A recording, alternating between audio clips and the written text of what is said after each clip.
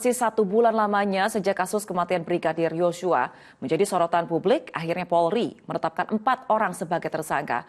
Mantan Kadif Propam Irjen Verdi Sambo menjadi salah satu tersangka yang dikenai pasal pembunuhan berencana dengan ancaman pidana maksimal hukuman mati. Dan berikut kilas balik kasus ini.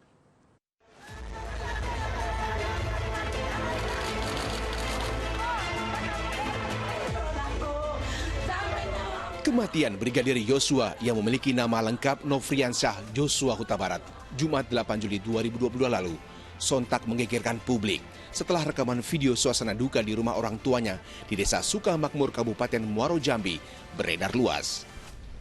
Keluarga di kampung halaman Desa Sukamakmur, Kabupaten Muaro Jambi mulai curiga ketika polisi melarang mereka membuka peti jenazah Brigadir Yosua. Polri pun angkat bicara. Yosua dinyatakan tewas karena baku tembak dengan Barada Eliezer di rumah Kadif Propam Polri Irjen Pol Verdi Sambo, Duren 3, Pancoran, Jakarta Selatan. Yang mengejutkan, Brigadir Yosua disebut-sebut melecehkan istri Jenderal Bintang 2 itu hingga membuat keluarga tak terima. Sedang istirahat, kemudian Brigadir J melakukan tindakan pelecehan dan juga menodongkan dengan menggunakan senjata pistol ke kepala.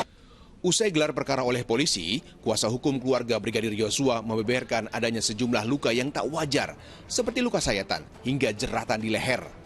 Dorongan publik agar Polri menyelesaikan kasus tersebut secara profesional semakin menguat. Ingin membuktikan kinerja Polri transparan, tanggal 12 Juli 2022, Kapolri membentuk tim khusus beranggotakan internal Polri dan Kompolnas hingga Komnas HAM untuk menuntaskan kasus itu. Lika-liku kasus ini pun turut menyeret nama beberapa perwira tinggi Polri. Kapolres Jakarta Selatan, Kombes Pol Budi Herdi Susianto, Karo Paminal Div Propam Polri dicopot dari jabatan mereka. Puncaknya, Kadif Propam Polri Irjen Pol Verdi Sambo akhirnya dinonaktifkan dari jabatannya Senin 18 Juli 2022. Sementara itu, memenuhi permintaan keluarga, jenazah Brigadir Yosua akhirnya diotopsi ulang di RSUD Sungai Bahar. Di sisi lain, rangkaian penyelidikan tewasnya Brigadir Yosua terus bergulir di Jakarta. Komnas HAM memeriksa 6 ajudan Sambo termasuk Barada Eliezer. Rabu malam 3 Agustus 2022, usai memeriksa 42 saksi, polisi akhirnya menetapkan Barada Eliezer sebagai tersangka. Namun meski sempat menyebut ada upaya bela diri, kali ini Polri justru tidak menemukan adanya unsur bela diri dari Barada Eliezer saat menembak Brigadir Yosua. Tadi kan sudah saya sampaikan pasal 338, Junto 55 dan 56 KUHP. Jadi bukan bela diri. Sehari setelah Barada Eliezer dijadikan tersangka Kamis pagi 4 Agustus 2022, Irjen Pol Verdi Sambo memenuhi panggilan penyidik Bareskrim Polri. Ia diperiksa sebagai saksi. Puncaknya, Selasa 9 Agustus 2022, Kapolri Jenderal Polisi Listio Sigit Prabowo menyatakan Brigadir Yosua tewas akibat dibunuh dan mengumumkan 4 tersangka. Kemarin kita telah tetapkan 3 orang tersangka, yaitu Saudara RE, Saudara RR, dan Saudara KM.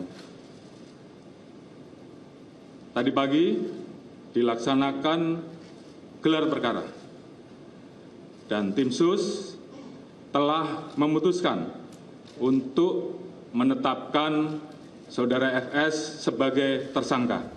Tak main-main, keempat tersangka dikenakan pasal tentang pembunuhan berencana. Kasus pembunuhan Brigadir Yosua belum sepenuhnya tuntas. Polisi masih mendalami motif yang memicu sang Jenderal Bintang 2 itu tega menghabisi nyawa ajudannya. Tim khusus Polri masih akan memeriksa istri Irjen Pol Verdi Sambo untuk membuat kasus pembunuhan itu menjadi terang benderang. Tim Liputan melaporkan.